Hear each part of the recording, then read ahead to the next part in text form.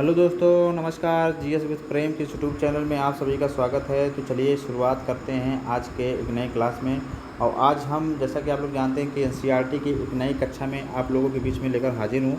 और आज हम, जैसा कि आप लोग जान रहे हैं कि कक्षा 11 की जो है एनसीईआरटी, उसका जो भारतीय राज्य व्यवस्था का पार्ट नंबर 1 है, तो उसको हम यहाँ पर डिस्कस कर रहे हैं। आज उसी के पार्ट नंबर 1 से पार्ट नंबर 3 जो कि समानता का के नाम से है, उसको हम यहाँ डिस्कस करेंगे। तो आप लोग हमारे इस चैनल से बने रहिए, हमारी इस वीडियो से बने रहिए। अगर क्लास अच्छी लगे तो अपने दोस्तों में शेयर करें और अपने जितने भी पढ़ने वाले स्टूडेंट हैं उनको भी यहाँ पर उनको शेयर करें। और यह क्लास जो है आपके प्री मेंस दोनों के लिए रहेगा। अगर आप प्री परीक्षा दे रहे हैं तो यहाँ इसी मतलब इसको आप थ्योरी सेगमेंट में हैं, यहाँ से आप पढ़ के अपने जो है पूरी किताब की तरह है, यहाँ से पढ़ के आप जो आपके एग्ज़ाम में जो महत्वपूर्ण कोई पॉइंट या कोई फैक्ट जो बनता है यहीं से बनेगा। तो आप यहाँ से पढ़ के आप अपने सारे फैक्ट क्लियर कर सकते हैं। साथ ही साथ अगर आप मेंस की तैयारी करें तो वो भी यहाँ से आपके हो जाएगी। तो आप लोग हमारी क्लास से बने रहिए। तो चलिए शुरुआत करेंगे समानता क्लास से। तो सबसे पहले उसके मुख्य बिंदुओं के बारे में चर्चा करेंगे। तो समानता का अर्थ है कि यह है कि समाज में किसी व्यक्ति या वर्ग से जाति, रंग, क्षेत्र, धर्म, आर्थिक स्तर पर भेदभाव की मनाही या सबको समान अवसर प्राप्त हो, यही समानता कहलाती है। समानता की मांग जो है 20वीं शताब्दी में एशिया अफ्रीका के उपनिवेशी विरोधी स्वतंत्रता संघर्षों के दौरान उठी थी। समानता व्यापक रूप से स्वीकृत आदर्श है जिसे अनेक देशों में संविधान और कानूनों को सम्मिलित किया गया है। समानता की अवधारणा में निहित है कि सभी मनुष्य अपनी दक्षता और प्रतिभा को विकसित करने के लिए तथा अपने लक्ष्यों आकांक्षाओं को पूरा करने के लिए समान अधिकार और अवसरों के हकदार हैं। इसे आप लोग याद रखेंगे। प्राकृतिक समाज मूलक असमानताओं में अंतर करना इसलिए उपयोगी रहता है क्योंकि इसे स्वीकार की जा सकने वाली लायक और न्यायपूर्ण असमानताओं को अलग अलग करने में मदद मिलती है। समानता के उद्देश्य की आवश्यकता यह है कि विभिन्न समूहों और उनके समुदाय के लोगों के पास इन साधनों के अवसरों को पाने के बराबर उचित मौका हो। भारत में समान अवसरों में एक विशेष समस्या सुविधाओं की कमी की वजह से नहीं आती, बल्कि कुछ सामाजिक रीति रिवाजों के कारण सामने आती है। देश के विभिन्न हिस्सों में औरतों को उत्तराधिकार का समान अधिकार नहीं मिलता है। आर्थिक असमानता ऐसे समाज में विद्यमान होती है जिनमें व्यक्तियों वर्गों के बीच धन, दौलत और आमदनी में विभिन्नताएँ रखी पाई जाती हैं। अगला देखेंगे मार्क्सवाद, उदारवाद। हमारे समाज की दो प्रमुख राजनीतिक विचारधाराएँ हैं। मार्क्स 19वीं सदी के एक प्रमुख विचारक था। वही मार्क्स का मानना था कि खाईनुमा असमानताओं के बुनियादी कारण महत्वपूर्ण आर्थिक संसाधनों जैसे कि जल, जंगल, जमीन, तेल समेत अन्य प्रकार की संपत्ति का निजी स्वामित्व है। या जो मार्क्सवादी जो है जो विचारक थे। निजी स्वामित्व मालिकों के वर्ग को कभी सिर्फ अमीर नहीं बनाता बल्कि उन्हें राजनीतिक ताकत भी देता है। उदारवादी समाज में संसाधनों के लाभांश के वितरण के सर्वाधिक कारगर और उचित तरीके के रूप में प्रतियोगिता के सिद्धांत का समर्थन करते हैं। वही नारीवाद स्त्री पुरुष के समान अधिकारों का पक्ष लेने वाला राजनीतिक सिद्धांत है। वह स्त्री और पुरुष नारीवाद कहलाते हैं, जो मानते हैं कि स्त्री पुरुष के बीच की अनेक असमानताएं न तो नैसर्गिक हैं न ही आवश्यक हैं। अगला देखेंगे समाजवाद का मुख्य सरोकार वर्तमान असमानताओं को न्यूनतम करना और संसाधनों का न्यायपूर्ण बंटवारा करना है। वही संविधान धर्म, नस्ल, जाति, लिंग, जन्म स्थान के आधार पर भेदभाव करने का निषेध करता है। हमारा संविधान छुआछूत की प्रथा का उन्मूलन करता है। मार्क्सवाद, उदारवाद हमारे समाज की दो प्रमुख राजनीतिक विचारधाराएँ हैं। तो चलिए आज हम शुरुआत करेंगे यहाँ के प्रश्नोत्तर से। वहाँ से डिस्कस करेंगे, एक एक प्रश्न देखेंगे, उसके बारे में हम चर्चा करेंगे। तो सबसे पहले हम यहाँ देखेंगे कि कुछ लोगों का तर्क है कि असमानता प्राकृतिक है, जबकि कुछ अन्य का कहना है कि वास्तव में समानता प्राकृतिक है। जो असमानता हम चारों ओर देखते हैं उसे समाज ने पैदा किया है। आप किस बात का समर्थन करते हैं, कारण दीजिए। तो यहाँ से हमें डिस्कस करना है कि समानता, कुछ लोग कहते हैं कि असमानता प्राकृतिक है, जबकि कुछ का कहना है कि वास्तव में समानता प्राकृतिक है। जो असमानता हम चारों ओर देखते हैं उसे समाज ने पैदा किया है। आप किस मत का समर्थन करेंगे, इसे कारण देकर समझाना है।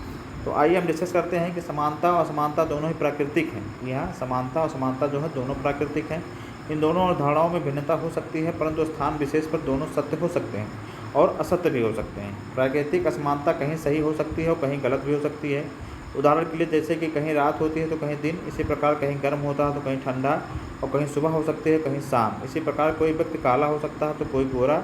इसी प्रकार व्यक्ति में जैविक असमानता पाई जाती है। कुछ लोग पुरुष होते हैं तो कुछ स्त्री भी हो सकते हैं। तो ये हमने यहाँ डिस्कस कर लिया कि प्राकृतिक असमानता कहीं सही भी हो सकती है और कहीं गलत भी हो सकती है। उसका उदाहरण सहित हमने यहाँ पर समझ लिया।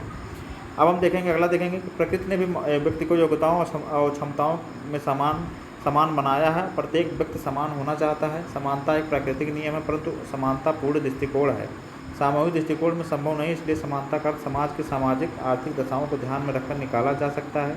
समानता की आवश्यकताओं व्यक्ति के रहने वातावरण के प्रभाव से सुनिश्चित किया जा सकता है, ताकि यहाँ असमान दिशा को समझा जा सकता है। व्यक्ति द्वारा निर्मित अन्यायपूर्ण समानता को हटाया नहीं जा सकता है।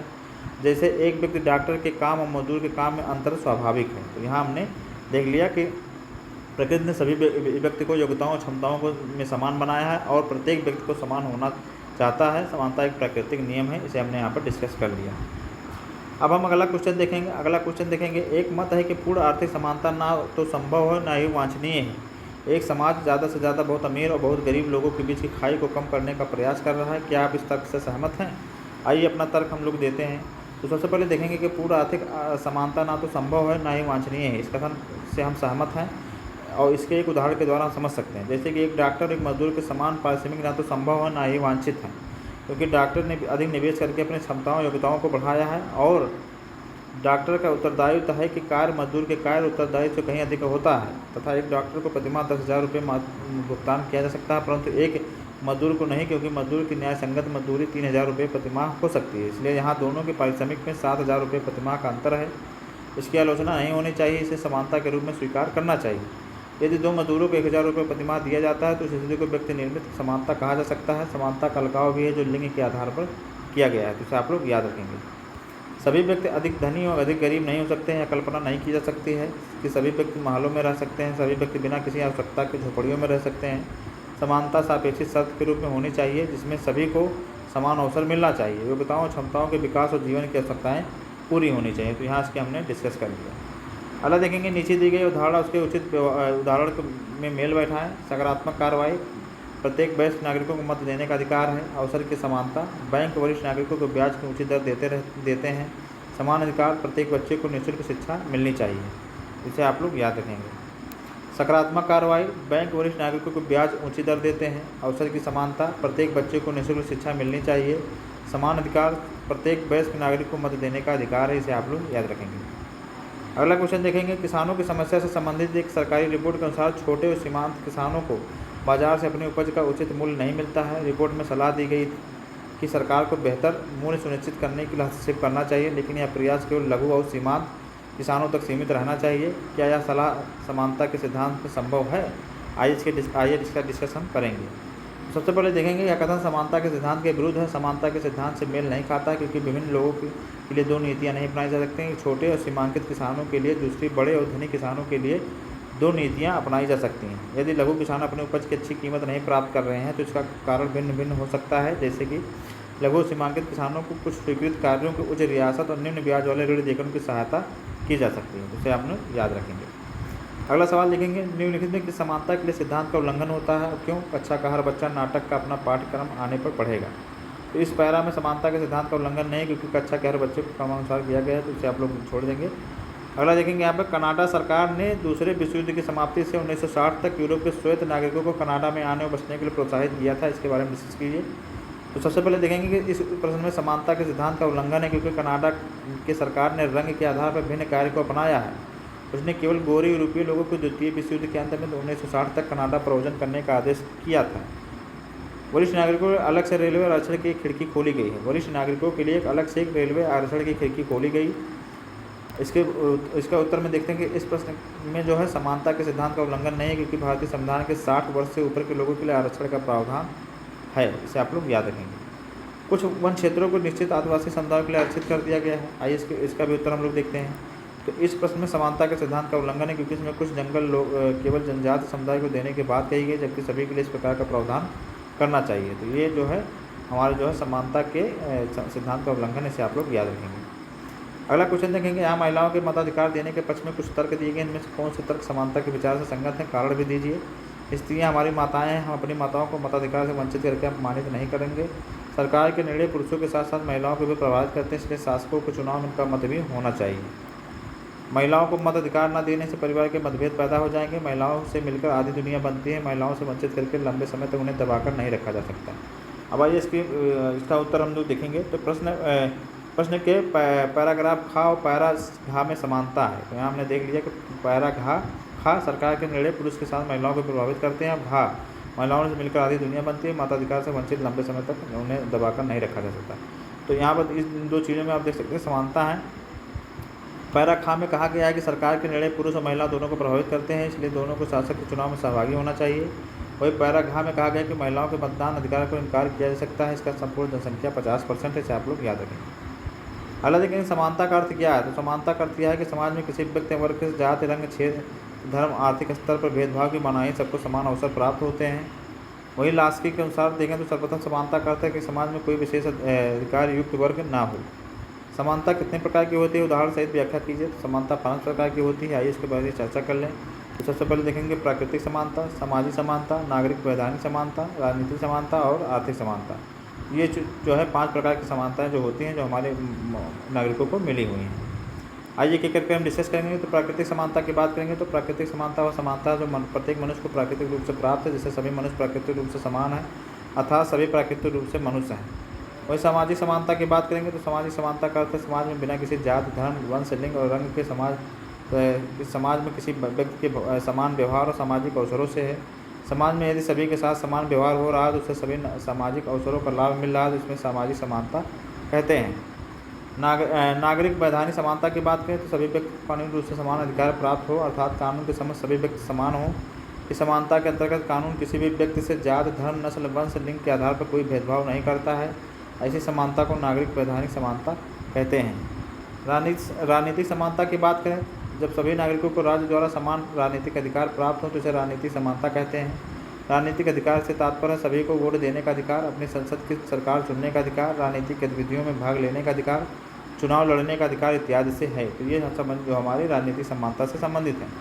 आर्थिक समानता की बात करेंगे तो आर्थिक समानता में देखेंगे तो आर्थिक समानता का अर्थ है कि किसी व्यक्ति को अपने मौलिक आवश्यकताओं को पूरा करने के लिए सभी को समान रोजगार, समान वेतन, व्यवसाय और समान रूप से आर्थिक कार्य करने का अधिकार हो, तो इसी समानता को आर्थिक समानता कहते हैं। उदारवाद की बात करेंगे, उदारवाद जो है सकारात्मक कार्रवाई की बात करेंगे तो सकारात्मक कार्रवाई का अर्थ है कि सरकार को समानता की स्थापना और वृद्धि के लिए तुरंत ठोस कदम उठाने से हैं, जिससे सभी प्रकार के समाज को समानता को बढ़ावा मिले, निम्न तथा वंचित समुदाय की विशेष सुविधाएं प्रदान की जाएं। कानून के समक्ष समानता की बात करें तो कानून के समक्ष समानता का अर्थ है कि संविधान के कानून के लिए समान नागरिक समान है, उसके लिए कोई छोटा बड़ा, ऊंचा नीचा, शिक्षित अशिक्षित, अमीर या गरीब नहीं है, बल्कि सभी उसकी दृष्टि में समान हो, किसी से भी इस आधार पर भेदभाव नहीं करता है, समान दृष्टि से सभी की रक्षा करता है। संविधान के अनुच्छेद 14 में कहा गया है कि कानून सभी सामने सभी समान है, कानून के सामने सभी समान है, तो इसे आप लोग याद रखेंगे।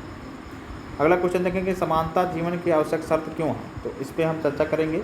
तो समाज में नागरिकों के लिए समानता विकास के लिए आवश्यक शर्त है, क्योंकि समानता के बिना कोई व्यक्ति अपनी स्वतंत्रता का वास्तविक उपभोग नहीं कर सकता। नागरिक समानता के अंतर्गत कानून सर्वोच्च होता है, सभी व्यक्ति कानून के समक्ष बराबर होते हैं। जो व्यक्ति कानून की परवाह नहीं करता वो सोचता है कि कानून उसका कुछ बिगाड़ नहीं सकती है, तथा किसी व्यक्ति को स्वतंत्रतापूर्वक कार्य नहीं करने देता है, तो उस व्यक्ति के लिए कानून में दंड का प्रावधान किया गया है। अगला देखेंगे, जब कानून समान रूप से सभी व्यक्तियों के जीवन और संपत्ति की रक्षा करता है, तभी व्यक्ति निर्भीक होकर अपनी स्वतंत्रता के किसी भी प्रकार का प्रयोग वास्तविक रूप से कर सकता है। समानता की अवधारणा इस विचार पर जोर देती है कि संपूर्ण मानव जात समान मूल्य रखती है, जिसका सरोकार लिंग, जात, राष्ट्रीयता से नहीं होता है, इसलिए मानव विकास के लिए समान व्यवहार सम्मान का हकदार होता है। तो यहाँ हमने इसको डिस्कस कर लिया। अब हम देखेंगे प्राकृतिक असमानताओं, समाज जनित असमानताओं में अंतर स्पष्ट करना है। तो सबसे पहले उत्तर देखेंगे, प्राकृतिक असमानताएं लोगों में उनकी विभिन्न क्षमताओं, प्रतिभा, उनके अलग अलग चयन के कारण पैदा होती हैं, इसे आप लोग याद रखेंगे। वहीं प्राकृतिक असमानताएं लोगों की जन्मगत विशिष्टताओं और योग्यताओं का परिणाम मानी जाती हैं, तथा यह मान लिया जाता है कि प्राकृतिक विभिन्नताओं को बदला नहीं जा सकता, इसे आप लोग याद रखेंगे। समाज-जनित असमानताएं होती हैं, समाज में अवसरों की समानता होने या किसी समूह या दूसरे के द्वारा शोषण किए जाने से पैदा होती हैं। दूसरी ओर सामाजिक असमानताएं जिन्हें समाज ने पैदा किया है, उदाहरण के लिए कुछ समाज बौद्धिक काम करने वाले, शारीरिक कार्य करने वालों से अधिक महत्व देते हैं, उन्हें अलग तरीके से लाभ देते हैं, विभिन्न वंश, रंग, जात के लोगों के साथ भिन्न भिन्न व्यवहार करते हैं, तो इसे आप लोग याद रखेंगे। आर्थिक समानता की व्याख्या कीजिए। तो सबसे पहले आर्थिक समानता की बात करेंगे। तो आर्थिक समानता का अर्थ है कि किसी व्यक्ति को अपने मौलिक आवश्यकताओं को पूरा करने के लिए सभी को समान रोजगार, समान वेतन, व्यवसाय और समान रूप से आर्थिक कार्य करने का अधिकार हो, ऐसी समानता को आर्थिक समानता कहते हैं। वहीं लास्की के अनुसार बात करेंगे तो जिस देश में संपत्ति उत्पत्ति के साधन गिने चुने लोगों के हाथों में केंद्रित होते हैं, उस देश की राजनीति, संस्कृति, शिक्षण संस्थानों तथा न्यायपालिका पर पूर्ण धन हावी हो जाता है। रॉबर्ट डहल के अनुसार की बात करें तो राजनीतिक स्थायित्व और आर्थिक समानताओं के परस्पर संबंधित माना गया है। जिन देशों में भारी आर्थिक विषमताएं होती हैं, वहाँ क्रांतिपूर्ण परिवर्तनों की अपेक्षाकृत अधिक संभावना है। राजनीतिक स्थायित्व तथा सरकार का लोकतंत्रीय स्वरूप बनाए रखने के अमीन भूमि के समुचित वितरण, कर प्रणाली में सुधार और शिक्षण सुविधाओं का विस्तार करके आर्थिक क्षेत्र में समानता लाना होगा। आर्थिक समानता के मुख्य पक्ष और निम्नलिखित के बारे में देखेंगे तो आर्थिक सहायता, जो बेकारी, बुढ़ापे, बीमारी, अंग भंग की स्थिति में लोगों को राज्य की ओर से आर्थिक सहायता दी जाती है। वही वेतन कार्य करने की स्थिति की बात करें तो स्त्रियों पुरुषों को समान कार्य के लिए समान वेतन, स्त्रियों बच्चों के अधिक मजदूरी के कारण ऐसी परिस्थितियों में कार्य करना पड़े जो स्वास्थ्य और जीवन के लिए हानिकारक हों और उनकी आयु के लिए उचित अवकाश मिले। रोजगार अवकाश की बात करेंगे तो सभी को रोजगार, पर्याप्त मजदूरी, विश्राम के लिए उचित अवकाश मिले। भौतिक आवश्यकताओं की पूर्ति की बात करें तो प्रत्येक व्यक्ति की न्यूनतम भौतिक आवश्यकताओं की पूर्ति होनी चाहिए, तो इसे आप लोग याद रखेंगे। कानून की समझ समानता से क्या अभिप्राय है, इसके बारे में चर्चा करें तो कानून की समझ समानता करते कि संविधान और कानून के लिए सभी नागरिक समान हैं, उसके लिए कोई छोटा बड़ा, ऊंचा नीचा, शिक्षित और शिक्षित, अमीर गरीब नहीं है, उसकी सभी दृष्टि में समान हो, किसी से इस आधार पर भेदभाव नहीं करता कि समान दृष्टि से सभी की रक्षा करता है। संविधान के अनुच्छेद 14 में कहा गया है कि कानून सामने सभी समान हैं, जिसे आप लोग याद रखेंगे। आर्थिक समानता के संबंध में मार्क्स के विचार क्या है उसको डिस्कस कीजिए। तो मार्क्स का यह विश्वास था कि व्यक्ति अपनी निर्मित असमानता का मूल कारण व्यक्तिगत संपत्ति के कुछ हाथों में केंद्रित होता है। इसमें न केवल आर्थिक असमानता का जन्म होता है बल्कि यह सभी क्षेत्रों जैसे शिक्षा, सामाजिक स्तर, राजनीतिक प्रभाव, राजनीतिक प्राधिकार आदि में असमानता को बढ़ाता है या समाज के विभिन्न वर्गों, रैंक, सुविधा में असमानता पैदा करता है। मार्क्स ने राज्य को पूंजीवादी वर्ग का एजेंट माना है, पूंजीवादी वर्ग को समाप्त करने का सुझाव किया है, लेकिन इसलिए असमानता को मिटाने के लिए समतावादी समाज की स्थापना के लिए समाज के ढांचे को बदलने की सलाह दी है। उसने वर्ग रहित, राज्य रहित और राज्य सहित समाज के निर्माण पर जोर दिया है, ऐसा समाजवादी राज्य होगा। भारतीय संविधान में सामाजिक समानता का क्या रूप है, तो भारतीय संविधान में जो है सामाजिक समानताओं युगों से व्याप्त है। स्वतंत्रता के बाद संविधान निर्माताओं ने समानता के मूल अधिकारों का उल्लेख करके सामाजिक समानता के महत्व को बढ़ाया है। अनुच्छेद 14 में संविधान निर्माताओं ने कानून समझ समानता प्रदान किया है, भेदभाव पर प्रतिबंध लगाया है। अनुच्छेद 17 के अंतर्गत छुआछूत को समाप्त कर दिया गया है। इस प्रकार संविधान में समानता और अधिकार को सुरक्षित किया गया है, इसे आप लोग याद रख सकते हैं। अगला क्वेश्चन देखेंगे, समानता के प्रति मार्क्सवादी विचार क्या है। तो मार्क्स 19वीं सदी का प्रमुख विचारक था। मार्क्स ने दलील दी थी कि खाईनुमा असमानताओं का बुनियादी कारण महत्वपूर्ण आर्थिक संसाधनों जैसे जल, जंगल, जमीन या तेल समेत अन्य प्रकार की संपत्ति का निजी स्वामित्व है। निजी स्वामित्व मालिकों के वर्ग को सिर्फ अमीर नहीं बल्कि उन्हें राजनीतिक ताकत भी देता है, या ताकत उन्हें राज्य की नीतियों, कानूनों को प्रभावित करने में सक्षम बनाती है, जो तांत्रिक सरकार के लिए खतरा साबित हो सकते हैं, इसे आप लोग याद रखेंगे। आर्थिक असमानता के प्रति मार्क्सवादी और समाजवादी विचारधारा में क्या समानताएं हैं, इसकी डिस्कस करें। और आज का देखेंगे तो मार्क्सवादी जो है समाजवादी महसूस करते हैं आर्थिक असमानताएं सामाजिक विशेषाधिकार जैसे अन्य तरह की सामाजिक असमानताओं को बढ़ावा देती हैं, इसलिए समाज में असमानताओं को निपटने और उसे समान अवसर उपलब्ध कराने में आगे जाना चाहिए। आवश्यक संसाधनों, अन्य तरह की संपत्ति पर जनता का नियंत्रण कायम करने निश्चित करने की ज़रूरत है। ऐसे विचार विवादास्पद हो सकते हैं, लेकिन उन्हें ऐसे महत्वपूर्ण मुद्दे उठाएं जिन्हें समाधान करने की ज़रूरत है। नारीवाद से क्या अभिप्राय, इसके बारे में चर्चा करें तो नारीवाद स्त्री पुरुष के समान अधिकारों का पक्ष लेने वाला राजनीतिक सिद्धांत है। ये स्त्री पुरुष नारीवादी कहलाते हैं, जो मानते हैं कि स्त्री पुरुष के बीच की अनेक असमानताएं न तो नैसर्गिक है न ही आवश्यक। नारीवादियों का मानना है कि इन असमानताओं को बदला जा सकता है और स्त्री पुरुष एक समतापूर्ण जीवन जी सकते हैं, इसे आप लोग याद रखेंगे। तो आज का आखिरी सवाल देखेंगे हम लोग कि पितृसत्ता से क्या आशय है। तो पितृसत्ता से आशय एक ऐसी सामाजिक, आर्थिक, सांस्कृतिक व्यवस्था से है जिसमें पुरुष को स्त्री से अधिक महत्व और शक्ति दी जाती है। पितृसत्ता इस मान्यता पर आधारित है कि पुरुष और स्त्री प्रकृति से भिन्न है, यही भिन्नता समाज में उसकी समान स्थिति को न्यायोचित ठहराती है, इसे आप लोग याद रखेंगे। तो आज का यह आखिरी सवाल था जिसको हमने डिस्कस किया। तो आज की क्लास आप लोगों को कैसी लगी, आप लोग हमारे कमेंट बॉक्स में जरूर बताएं। और आज हमने समानता पार्ट को डिस्कस किया। कक्षा 11 के एनसीईआरटी का जो है पार्ट 1 है, उसके पार्ट नंबर 3 में समानता शब्द को हमने परिभाषित किया, उसको इसके अच्छे एक पॉइंट को हमने अच्छे से जाना। तो आप लोगों को क्लास कैसी लगी आप लोग हमारे कमेंट बॉक्स में जरूर बताएं। क्लास अगर अच्छी लगे तो हमारे चैनल को सब्सक्राइब करें, अपने दोस्तों में शेयर करना ना भूलें। तो चलिए फिर हम मिलेंगे एक नई क्लास में, तब तक पढ़ते रहिए, स्वस्थ रहिए। नमस्कार, जय हिंद।